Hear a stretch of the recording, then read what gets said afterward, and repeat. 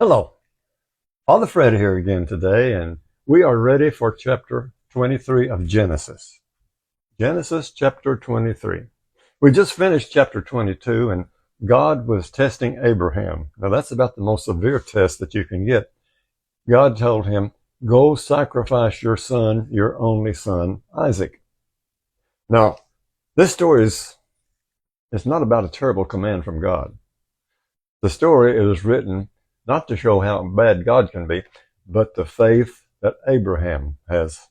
And that makes it much more consoling because it's pretty tough when you think God's going to tell you to kill your own son. However, we know it's not going to kill him because Abraham has to know that too, I think, because he says he's going to give him all of these descendants, and Isaac is the only son. So something has to be, they have to know. But the writer was showing this to us. Now, it's about the faith of Abraham, and it's a beautiful story. It's got everything. It's got Abraham talks to God, God talks to Abraham.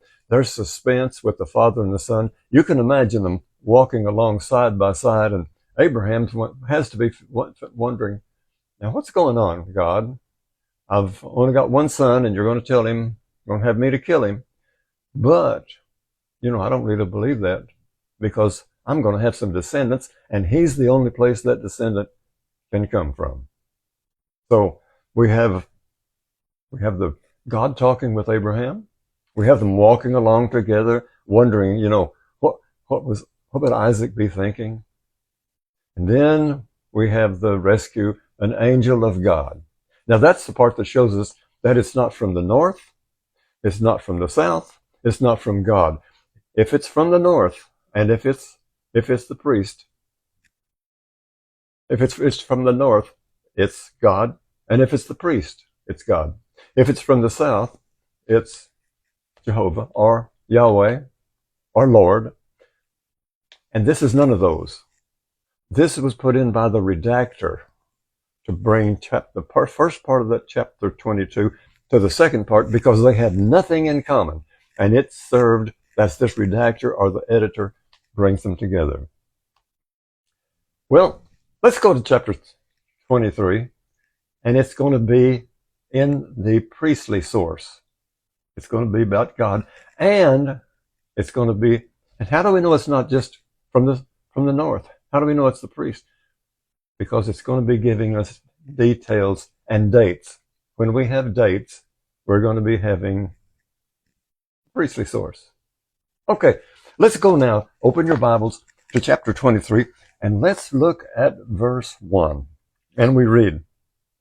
Here's where it tells us that it's from the godly source, or the priestly source. The span of Sarah's life was 127 years. So, she was 90 when she had this baby. She's 127 now. So if she was 90, not when she had the baby, yeah, when she had Isaac. If she had Isaac when she was 90, and now she's 127, you add those two together, Isaac now is 37 years old. Time's flying by. So we read that again, verse 1. The span of Sarah's life was 127 years. Verse 2. She died in Kiriath Arba, near Hebron, now Hebron, in the land of Canaan. Canaan is in the southern part, and Hebron is probably the main city other than Jerusalem down there in the south. The land of Canaan, and Abraham proceeded to mourn and weep for her. So she's passed away, and he's hurting, he's crying. Now the next line is kind of awkward, or it's unusual. It's interesting. Verse 3 says, Then he left the side of the deceased wife and addressed the Hittites. So he's going to go, what he's going to do is he's going to try and buy some land to bury his spouse in. Now God had promised Abraham two things: progeny, children, and land. He's got the children, he's got Isaac, and now he's going to get the land. He's going to buy a grave space, a plot for his wife. He left the side of his deceased wife and addressed the Hittites. The Hittites were just a group of people that lived in Canaan. Now, you wonder, where did he leave her? He left his wife to go talk to the Hittites. We don't know where he left her. Doesn't it? We never find out. Kind of leading us out there to think for our own. Verse 4 says, now this is Abraham. Although I am a resident alien among you. He's talking to the Hittites. He wants some land, and he's not a citizen there. He can't buy land. He can't own land. So we're going to go through a rigmarole of offers and rejections until finally he gets the land. And we read this. Although I am a resident alien among you, sell me your holdings, a burial place, that I might bury my deceased wife. He's not supposed to be able to buy land. He says he's an alien, but he still wants to buy the land. And the writer takes us through this, and he's going to get the land because that's what God had promised him. And this writer is going to make sure that it happens. Verse 5. The Hittites answered Abraham, please. Now, what am I saying please for? Verse 6. Please, sir, listen to us. You are a mighty leader among us. Bury your dead in the choicest of our burial sites. None of us would deny you his burial ground for the burial of your dead. Just take it. Now he's not going to fall for it, because if he just takes it, they can come and take it back anytime they want to. He can't buy that land. He is an alien resident. Verse 7. Abraham, however, proceeded to bow down low before the people of the land, the Hittites, and said to them, if you will allow me room for burial for my dead, listen to me. Intercede for me with Ephron, the son of Zohar. Now, this man that he's talking to has to get permission from the leaders in the church, in the country. They have to talk with the elders, because this Hittite, he's just a Hittite, but he's not the one that can really give the land. Verse 9 says, so that he will sell me the cave of Machpelah, which he owns. It is at the edge of his field. Let him sell it to me in your presence at its full price for a burial place. And he wants to get it done in the presence of everybody, so they can't take it back. He wants to pay for it. That's the only way if he doesn't pay for it, they can take it from him anytime they want to. Verse 10. Now Ephron was sitting with the Hittites. He's one of the elders. Ephron was sitting with the Hittites. So Ephron, the Hittite, replied to Abraham in the hearing of the Hittites, all who entered the gate of his city. Now this is kind of like the gathering place, like a park or something. Everybody has to come into the city at these gates. And evidently they stood around at those gates, because it's used a lot of times to show that everybody in town knows.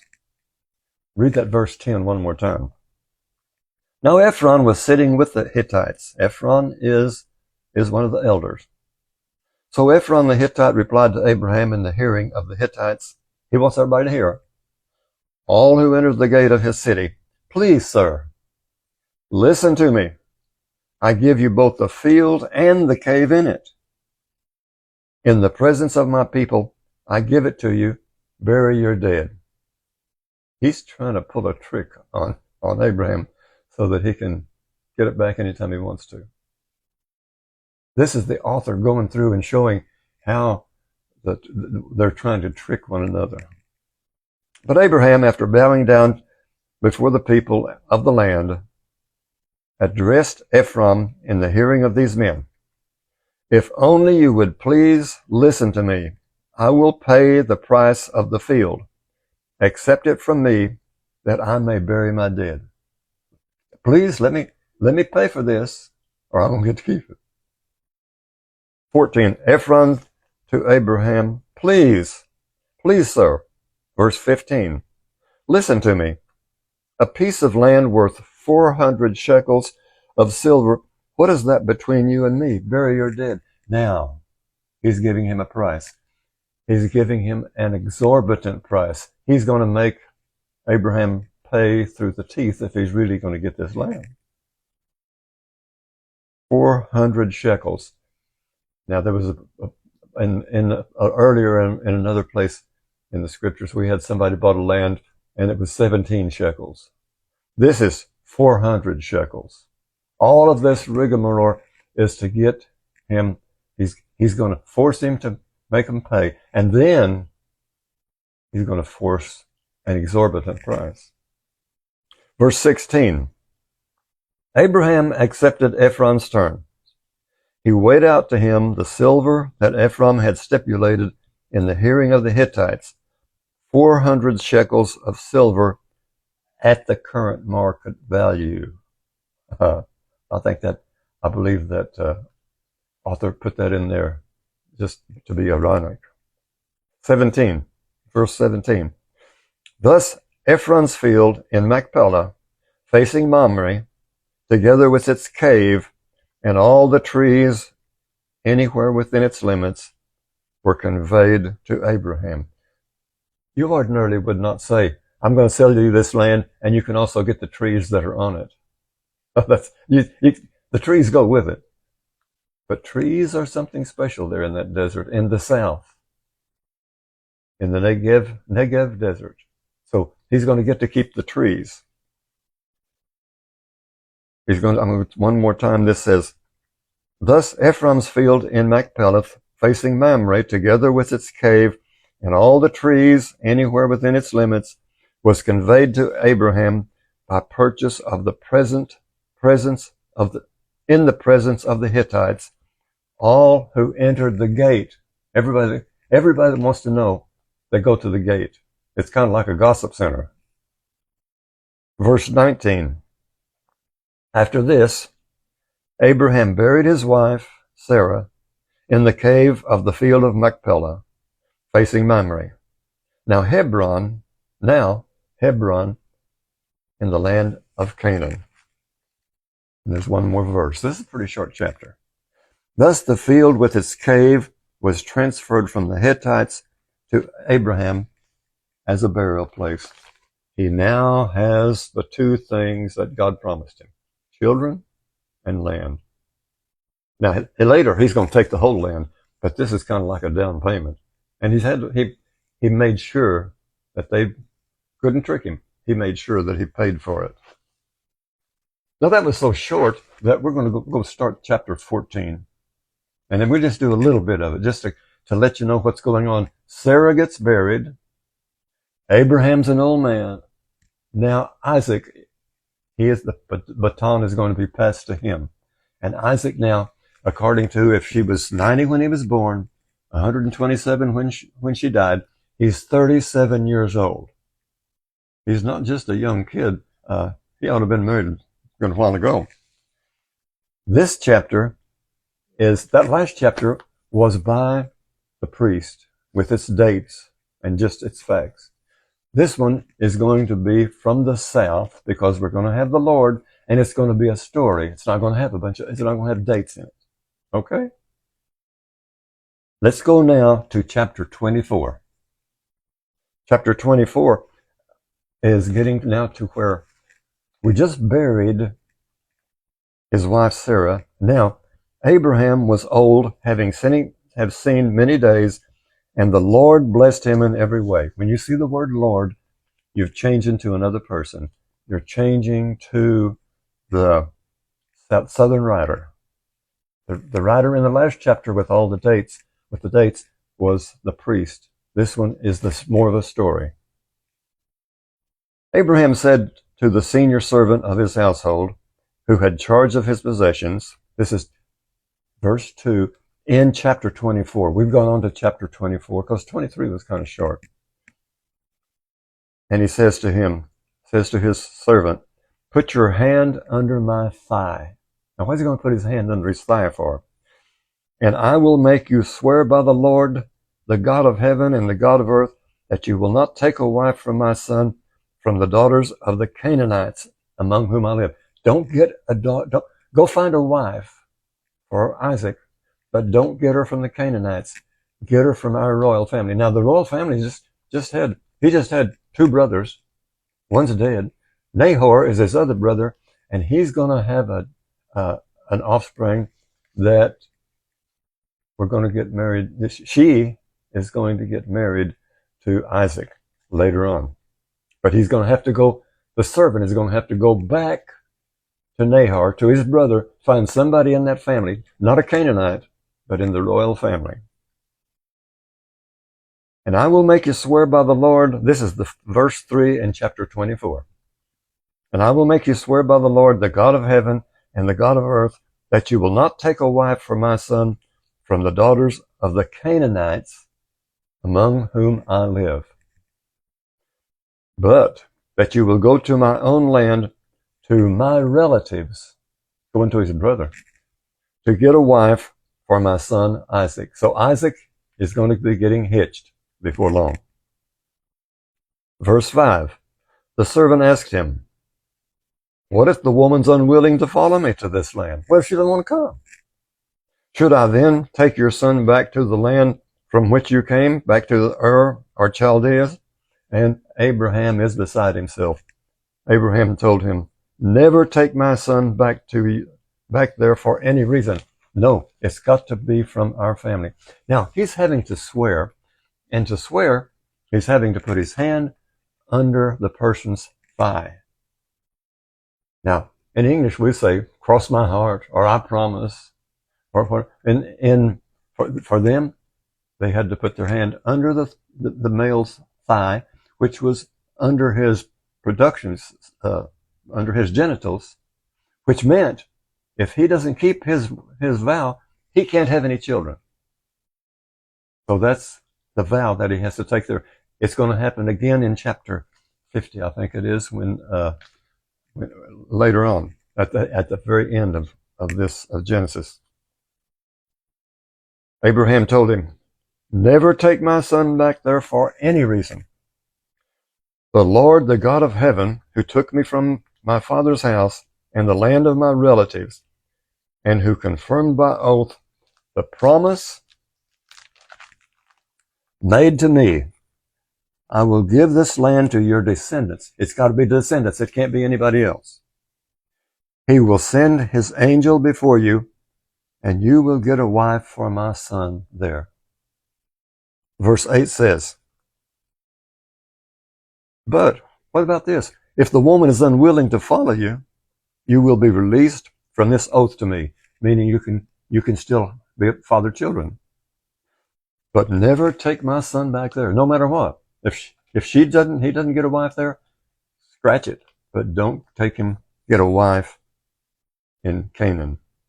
Verse 9, so the servant put his hand under the thigh of his master, Abraham, and swore to him concerning this matter. Again, it's going to be in chapter 47 where we're going to have, again, they're going to put their hand under Jacob, and he's going to swear that it's going to be an oath that they're going to have to do something. Verse 10, the servant then took 10 of his master's camels. Sounds like what you give to somebody. You're going to get the wife, you're going to give them, they're going to get a dowry. In this case, it looks like it's working the other way. The servant then took 10 of his master's camels, and bearing all kinds of gifts from his master, he made his way to the city of Nahor in Aram Naharaim, to Nahor's house. Nahor, if you go back and look at chapter 16, Nahor is the brother of Abraham, and the descendant of Abraham through Nahor's child, it's going to be a girl named, well, I'll tell you what the story is going to be next time. He's going to get married, and he's going to get a beautiful wife. Have a good, beautiful time, and thank goodness the election's over. Maybe we can go back to being friends now for 4 more years. Have a wonderful day.